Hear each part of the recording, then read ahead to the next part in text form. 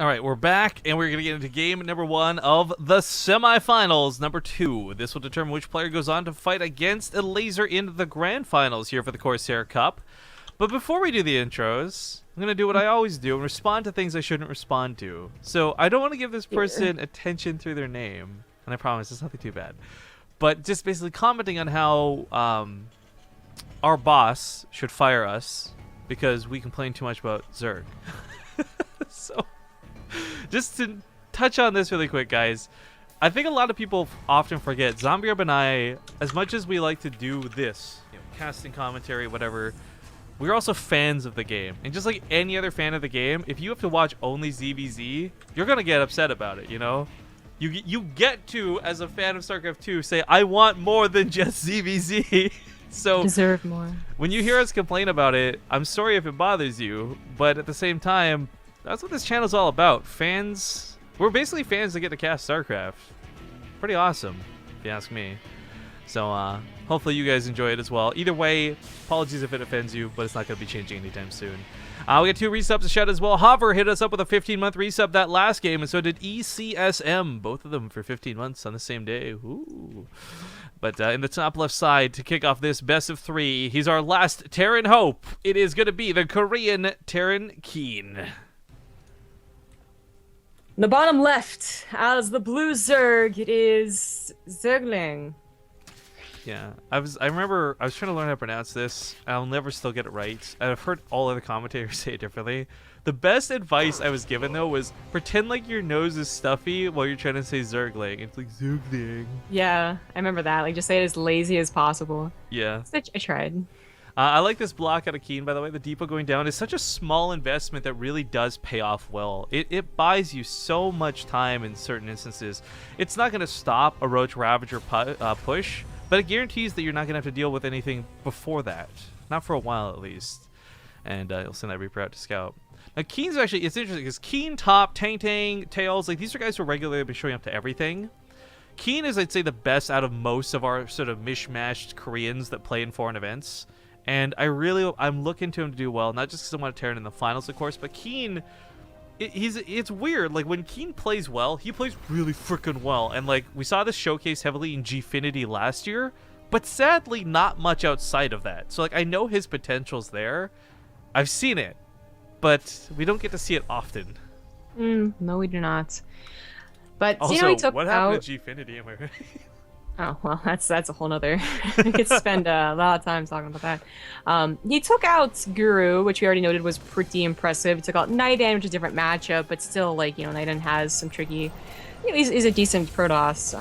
And beyond that, it was just actually just, you know, usual. But the Guru knockout bodes well for his TvZ, which bodes well for this tournament and any other ones that are on BaseTradeTV, apparently. So hopefully he can continue being our Zerg killer, basically. Oh. But Gonna help that one Roach out a little bit. A little. So the supply depot is always guaranteed to go down unless you like lower it and they just don't want to kill it, like let them in. But that's the bunker actually getting Marines in it. That's maybe a pre-pull in the SCVs if you think that it is going to be a little too much to deal with. That's the tank getting positioned.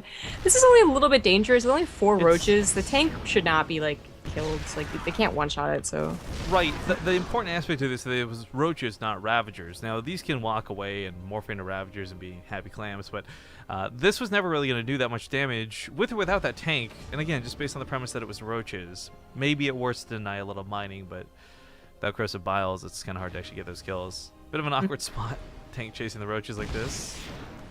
Yeah. You know, a bit of a not quite a waste of time. The tank drop shouldn't be able to do much more on the offense, to be honest. So it does need to get some scouting. However, I think KeeN realized, like, okay, I don't know what he's doing. Is he getting a third base? Is he just taking up to a layer right now, which should be coming down after this third is secured, I suppose. But maybe not. We have Lings on the way. More roaches being produced. He has stopped droning entirely. And if KeeN is truly paying attention, he might see something odd about the third base not mining yet. We see 1 drone in the production tab. Is that a misclick? But I don't know. Like you're focused so much on not losing the tank, on getting your macro up behind it. Like you're not going to pay attention to is something saturated or not. The pull in SVs was pretty immediate. That's not going to do enough. There's also a very awkward wall, but it kind of served its purpose. The Lings had to slam into it. Okay, that drone was not on purpose. It goes back home. He's gonna steal that third base, man. The ultimate creep block. Yeah, exactly. But this push, like, hard to call it an all-in because he did give up so easily, but it's like, you had to give up so easily. You were not going to break that tank, this tank as well, coming back home, and the bunker. So it's not a good thing that he had to pull back, but it is something that he can still try and recover from. Now, KeeN is going for a third base, so he's going to need to secure that. I guess there's some Liberator harassment in the main, which is going to kill a Queen. She's not paying attention. She's trying to run away, but the tank's like, gotcha, but dies to the Liberator anyways.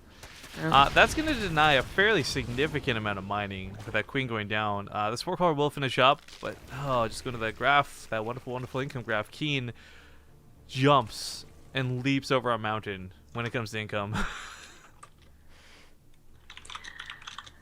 KeeN, yeah, once he gets that third base actually down, will be actually looking really pretty, especially if his tank count continues to grow, but he's actually stopped producing it for now, prioritizing other things, including Stim, which I gotta say is a little bit late. Getting those engineer bays down and 1-1 started about like 30 seconds faster is not ideal, but he was dealing with a lot of stuff, micro and defense. This Queen might die. The kills that KeeN's getting, I can't really say are worth it though. Like, this is a lot of dedication. It's macro slipping and popping off a few Lings, grabbing a Queen kill or two. This is not really that great damage. And this is what we often discuss, where like it's more of an Archon mode strategy because of the attention to detail required to make this tank do appropriate damage. Mm-hmm. Yeah, it's a choice I guess you have to make. I mean, the thing is, we've seen other people go for like really abusive strategies with tank drops. Like Bunny, back when he was playing, he would go for not just a tank drop on this map, specifically in this position as we see here, but a second tank drop and a Liberator to cover it as well. And it'd actually be like, with like really good macro behind it. Not that KeeN's macro is bad, like it's seconds difference here.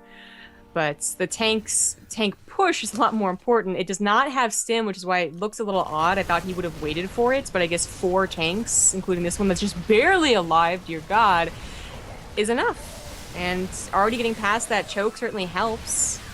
ZhuGeLiang, I don't think, scouted this, so he's completely surprised. He was dealing with the tank. As much as KeeN was taking care of his tank, ZhuGeLiang also was taking care of it, and was not getting a lot of scouting done, not getting any harassment done, and he's just gonna lose potentially. Tanks do get flanked though. Almost catches a lot. Oh my god, this sick last second micro out of KeeN's been pretty fantastic. How are these tanks not dead, Zombie? This one's got 19 kills on it, for God's sake. Because there was not enough roaches or ravagers. That's the straight of it. Like if there was 4 more roaches or ravagers on top of it, they're probably all dead. But that's it. KeeN takes a very clean. Well, that's super clean, but for him it looked easy. That's the type of KeeN I really wanted to see, by the way. That's like, the control on that tank was fantastic. His macro didn't slip as much as I was scared it would be, like with that tank dedication. Just really great all around. We also had I Prefer Not to re-sub for 3 months. Thank you very much, sir. We'll get to the second semifinals match, game 2 in just a moment. Join the lobby here off Zombie Grub.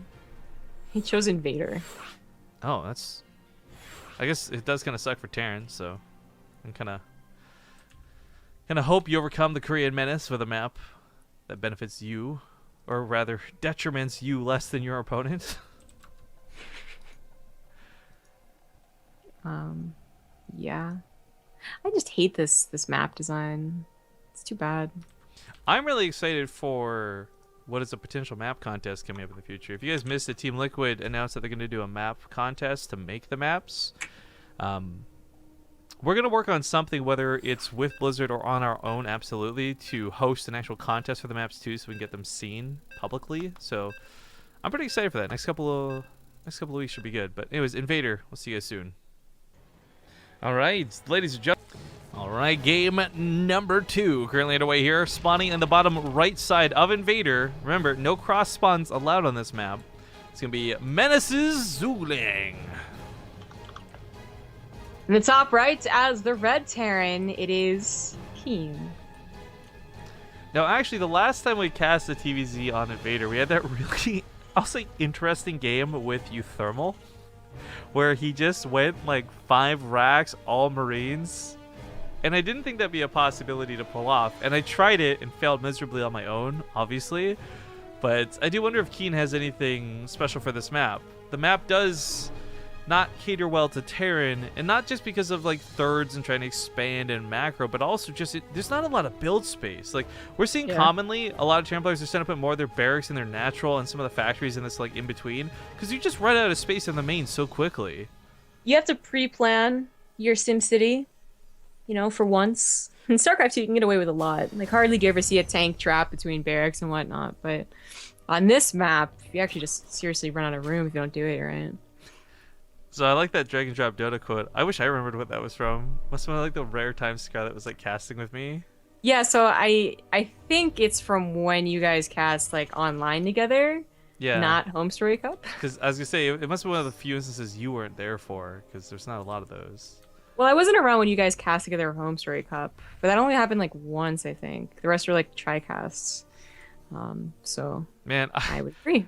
Home Story Cup was seriously like a battle where you and I were in the trenches against the Heat for that one. Like, yeah, that fucking sucks. I know you like the Heat, but like Heat Stroke is going too far. No, that was too hot. Well, so like the thing, I actually had a nightmare about going back to Germany last night, just coincidentally. And how we got there and it was nice and we got our own rooms again, and this time there wasn't like, you know, half naked guys outside that could easily climb into my room. And then oh my god, I forgot about those guys. And it started to get hotter and hotter, and I was like, no. Nightmares. I wish we could go to another Home Story Cup at some point. It was really good times. Yep. Playing poker was pretty fun too. Although Jaedong totally screwed me that one game on the river card. I'll never forget that. Yeah. Jaedong was like halfway standing up, convinced he had lost to me in his hand of Texas Hold'em. He was like putting his bag on, going out the door, river card flops, and he fucking beats me. And he didn't even know it. He's just like almost gone. We're like, no, come back. You're still in this. I remember that was where I learned to play poker. Learned being in like quotations right now. I had people helping me. I just gave my hand to Xenocider at one point, and he won like a lot. He was actually pretty good, and then he gave it to someone else. Who was the third person? And that third person just lost my entire hand.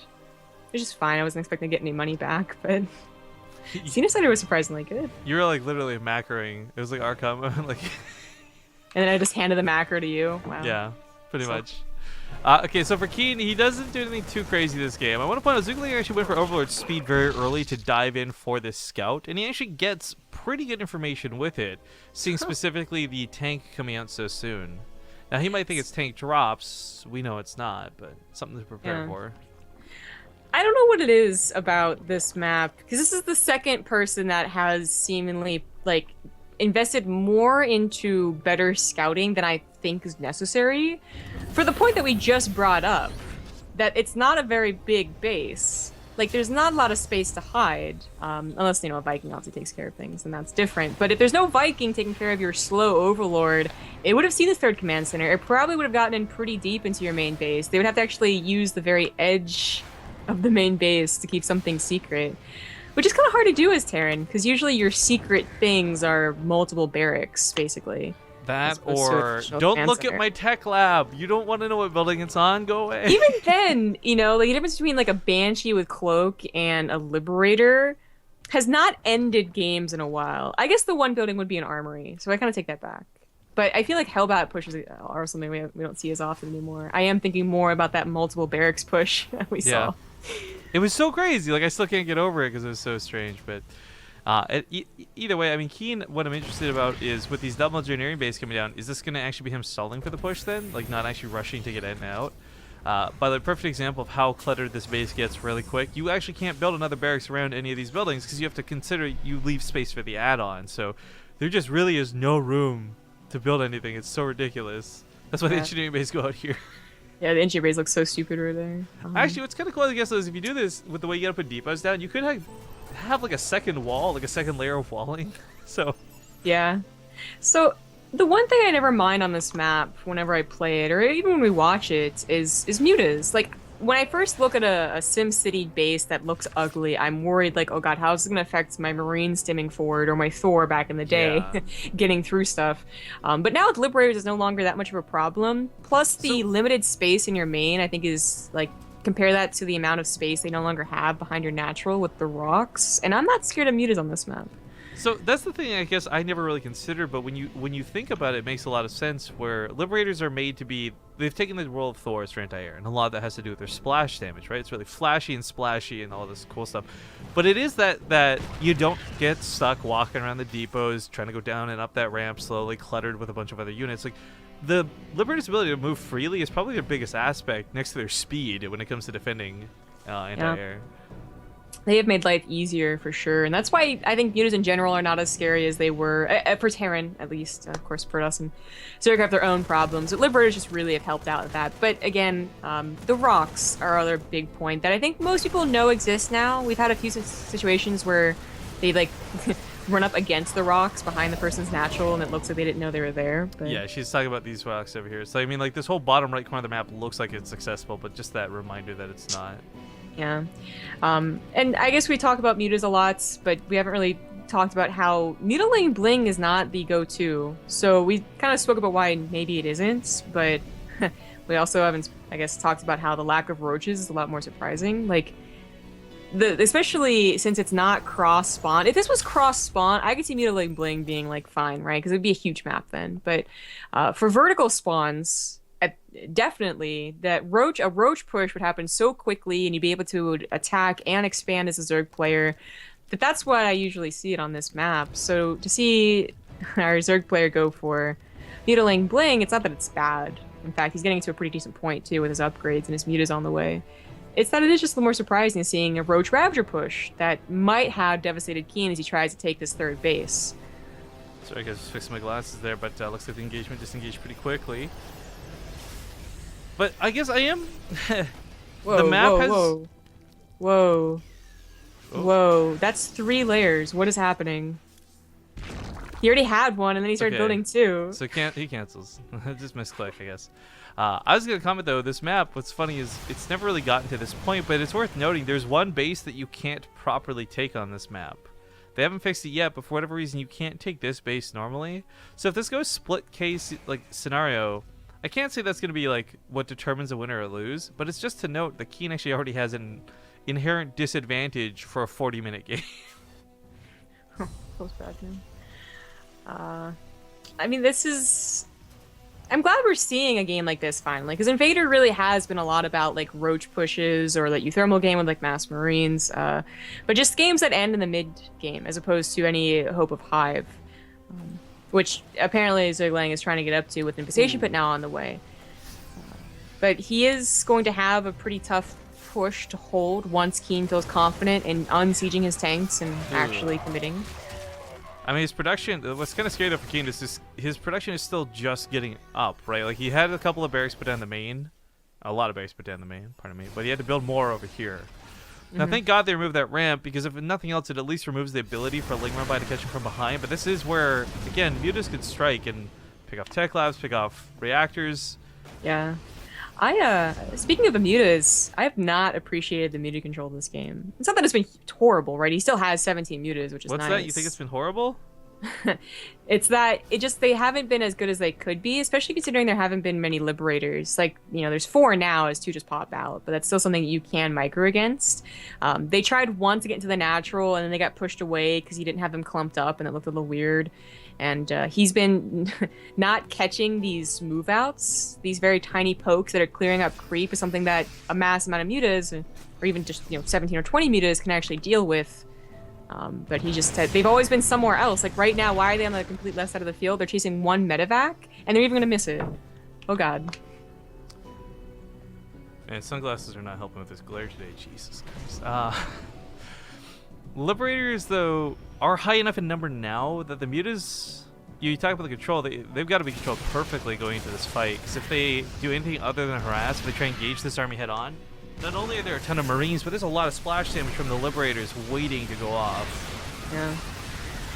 Well, it really just feels like tank bio would do better. Surround is coming in, which is, I think, does come in from all angles. best. attack pack here, but oh no, the mutas. Oh, be so careful, please. Okay, they do kill the Liberators. Oh, last Liberator shot. Can you get in there before they heal? Looks like no. But the thing is, ZhuGeLiang did just give away all of his ground. So as much as this air army still looks powerful, and you're like, oh, all the mutas live, that's unfair. They're all almost dead. They can't re-engage. The Corruptors aren't going to help in this situation because it's the Marines that are the threat, not necessarily that Liberator. He's not using all the Marines because I think he's afraid of more banlings. We're realizing that there's not really more banlings. Oh, Jesus. Yep, there goes some of the mutas. Okay, yeah, that gives some pretty damn good hits. So this is the other problem I thought about when Whoa, look how many ZhuGeLiangs have died. Jesus. Whoa, I don't, okay. Well, yeah, it's just that there's not enough time to build banelings again, and in fact, that drop that we had noticed so much earlier was finally getting some damage done. Oh, it's killing like 3 or 4 of the mutas, just shredding them. Yeah, no time to make banelings, no time to replace the mutas. There's no counterattack going on, which I think would have been his best hope, and I just don't know. I just don't know about this composition on this map, but I especially don't know about the way that specifically this Zerg player played it. Good game gets called, and ladies and gentlemen, KeeN will take the Series 2-0. But before we get into the finals, I need to find something I can put on my window. Like, I'm not sure it's normally what you guys will see is like my face gets half white here and up because that's the window glare, but it's all hitting me. Like, it's all fucking super bright, and I can't see shit on my monitors with this, so I actually have to find a way to hang up like a towel or something. I don't know. So we're gonna go to an ad break. This one's gonna take a few minutes longer because I really have to take care of this, or I cannot see. Like, I cannot see my monitor very well. So thank you guys for watching, and like I said, this will be a little bit longer than normal. We'll be back soon though for the finals. All right, ladies and gentlemen, welcome to the Corsair Cup. It is game number 1 in a best of 3 spawning, or best of 1, excuse me, spawning here on the top left side, playing for Invasion Esports. It's gonna be the green Terran player Acheron. In the bottom right, as the red Protoss, it is Catatonic. Alright, I usually tell the tale of Catatonic. You tell the tale of Catatonic. Okay, well, I guess for the YouTube gods, she is, she's like a big fan of Crank, and that's why she's on Team Cranky, which is funny, because Acheron thought that, I guess, that meant that she was Crank, but it's not true. Yeah, she showed up in a lot of these tournaments and usually gets knocked out in the first round, you know, to be honest. But it's still cool to see her sign up for everything. And yes, we're using that pronoun correctly, which I guess. Oh my god, is that a girl? We learned, like, I guess maybe like 1 or 2 casts after casting her for the first time. I don't know, Merle. She sounds dreamy. Yeah, totally. I mean, she plays Protoss though, so.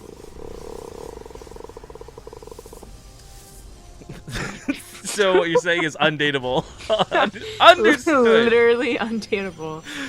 Shout out, by the way, to Gnomeskull for the 3-month resub, and the jury is in, and it seems like not a single person cares about the clapping. So it is strictly the fuddy-duddies on a C2 cast that are upset about it. It's like the same couple of people, right? And, you know, the whole, like... It's one guy, I swear, it's like his life. He's like, oh my god, I hope somebody reads this message where I make fun of Rifkin and Zombie. Because I swear to god, if nobody reads this message, my life isn't worth anything. So I have to post on every video to increase the chances that somebody sees my very impertinent message. So, like, first they decide, like, they get, like, the cheap blows out there, you know? Like, we don't know what we're talking about. Like, lack of game knowledge, right? Because you can just say that for anyone and everyone believes it. Right. But then, like, that isn't really working. They're not getting a lot of, like, yeah, you're totally right and whatever. So now they're gonna move on to something else. So I'm sure they mentioned, like, our looks at some point, I'm guessing.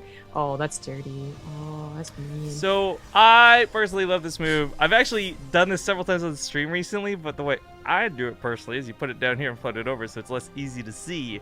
Because if you do this, and Catatonic, for whatever reason, just happens to float this direction with her mothership core and you lose that SCV, this really screws you. Like, this really, really screws you. Yeah. Well, it looks like she's not going to go over there to scout, put a pylon down, or anything like that. She's just taking care of her Nexus, so that's going to get up and it's going to start producing Widow Mines. Now, the real trick is, you know, seeing the Widow Mines. You know, it sucks you don't see the factory, but as long as you can see the Widow Mines and not let them actually burrow in your mineral line, then, I mean, oh well, the factory's in your base, it looks kind of silly. Oh, and Catatonic is unfortunately choosing a tech path currently that does not lend towards detection.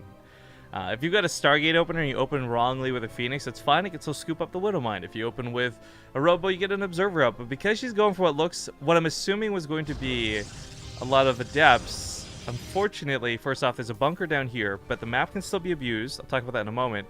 But this leads to no detection, so she will just bleed out in her mineral line, which is a huge problem. Yeah. Now, the bunker on this low ground on every other map will stop the pylon attack from coming.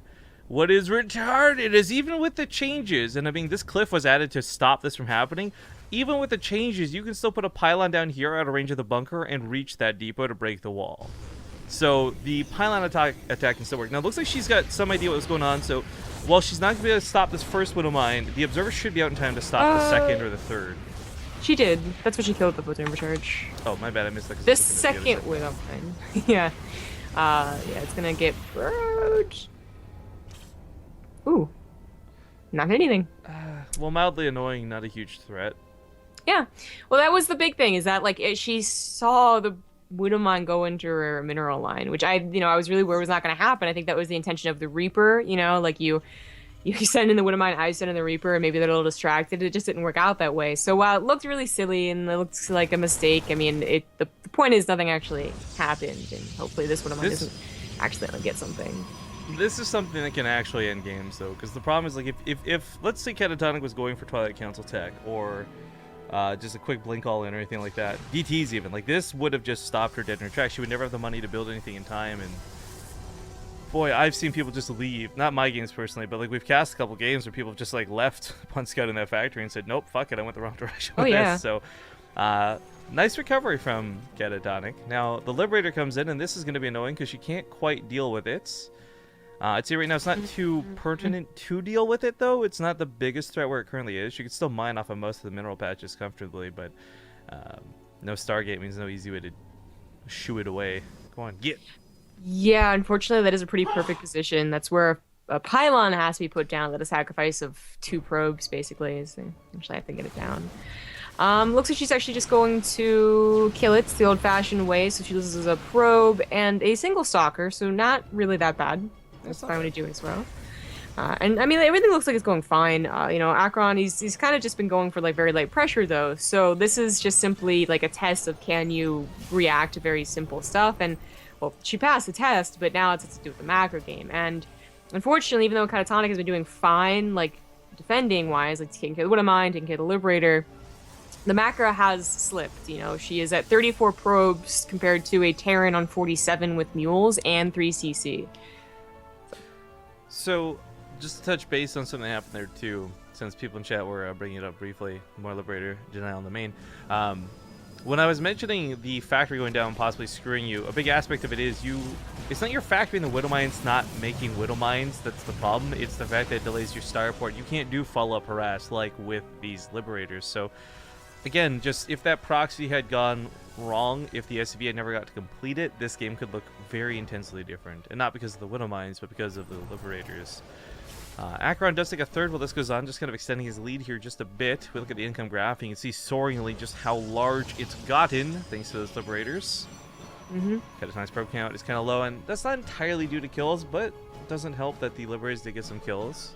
Yeah, it's definitely more they messed up her macro, and that's, that's something we don't usually like to talk about when we're watching, like, the tip-top of pro gamers. You just assume that they've got everything under control whilst dealing with harassment. But it is a big part, like actually keeping up with your Chrono Boost and the correct things, although in the case of Legacy of the Void, it's not as difficult, and actually continuing to pump up probes as well as take a third base, which during that very, like, heavy harassment but not heavy pressure, you could have taken a third base, absolutely, like, no problem, She didn't have to warp in as many stalkers as she did to take care of it. But now she needs those stalkers for sure to take care of these medevacs that's dropped. Unfortunately, does not have blink, so this should be able to get out at least. Maybe kill a couple of workers, but just get out. Yeah. She does have some nice pylon coverage, actually, though, mostly on account of those Liberators. So, should those stalkers have not been able to respond for whatever reason, the Mothership Core overcharge would certainly help things. I think a lot of this going forward, though, for Catatonic is going to be a little bit awkward. Like, she's definitely behind in the macro game. She's behind in that third. If she wants to turn this into an all-in with those Blink Stalkers, the thing I fear most is that Akron's actually got upgrades already, and his army supply is quite large. So, I mean, it's going to take some godlike partying at his peak levels of macro to actually, or micro, to take on an army like this. Yeah. This should be a game-ending push. the observer sees it first. And yeah, that's even with all the Widow Mines. Now there's Oh no! So you didn't activate into Widow Mines. At least fight in the range of the overcharge. Mothership Core does go down, Wood Mines go off, and that's going to be, sadly, the end of Catatonic's life, it would appear. Yes. And Blink wasn't done. I know, right? Like, at least that could have been done, seeing some cool Blink micro, but not so. Looks like he's probably surprised he's on a third base. Like, you see the Void Frost takes some pretty quick ones, but yeah, it's an odd scan. I mean, big love goes to Catatonic. She always shows up. She always tries her best, and it's always nice to see somebody dedicated to StarCraft. And that's the thing too, like can we just talk about how we know Catatonic's name? It's not because she's a girl, but because she just regularly shows up in these things. It's only like recently we learned she was a girl. That has nothing to do with the fact that, again, if you play in these cups regularly, even if you don't win, you could still get well known here on BaseTradeTV. Yeah. Okay, so that's going to put us into now Akron versus Ruff on Invader, which is another best of one. Aww, Overwatch closed beta will end on April 25th. Yeah, that's actually what that Discord message was. That pinged my phone. Aww. I know, right? What are we gonna do in Austin? Well, it hit 100 at least, so I'm pretty happy about that. But fancy. none of that's gonna like carry over. Right? I'm never gonna. I give up. I'm not. I was pretty close to Masters. I got to Expert 4, and then I started falling back down. Stupid cranking Olivia, God. But I was really hoping to hit Masters before the beta goes down. I don't know if I could do that now. I just wanted an epic skin, legendary skin, because I didn't get my